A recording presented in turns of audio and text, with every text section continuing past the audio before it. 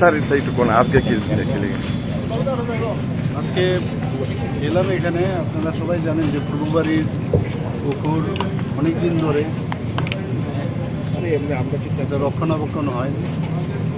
তো আমরা ডিসিশন নিলাম, আমি বলেছিলাম আমাদের মেয়র সাহেবকে যে এটাকে যেভাবেই হোক আমরা অন্যান্য যেসব পুকুরগুলো আছে যেভাবে আমরা পুনরুদ্ধার করেছি এটাকে করা উচিত। প্রথমে হয়তো বা এখানকার যারা আমার বিধানসভাতেই পড়ে তো অনেকে এতদিন ধরে অভ্যেস হয়ে গেছিল যে এইভাবেই বুঝি জীবন।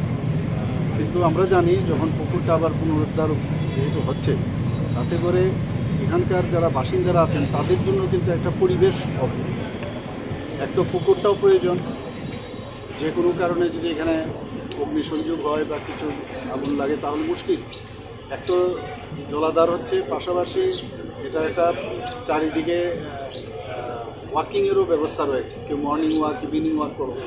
আপনারা দেখেছেন প্রচুর জায়গা, প্রায় 30-35টা জায়গা আমরা আগরতলা শহরের মধ্যে বিভিন্ন যে পুকুরগুলো আছে সেগুলো আমরা পুনরুদ্ধার করেছি। এখানে এলাম আজকে কি কাজের গতি কী দেখতে এসেছি। তো আমার মনে হলো একটু স্লো আছে। আমি যারা অফিসাররা আছেন তাদেরকে বলেছি আমি যত তাড়াতাড়ি সম্ভব এটাকে কাজটা কমপ্লিট করা। এবং আমরা মেয়র সাহেব এসছেন, আমার সাথে আমার কর্পোরেটর ওইখানে আছেন 25 নম্বর। তো এখানে আরও কয়েকটা জিনিস আমার কাছে যেটা আসে খবর আছে, এখানে ড্রাগসেরও ব্যবসা হয়। আমি এসডিবিকে বলেছি আজকের তারিখ থেকে কোনো ড্রাগস এখানে ব্যবসার জন্য না করে দিই, কাউকে ছাড়া হবে না কোনো অবস্থায়, এটা হতে দেবো না কোনো অবস্থায়।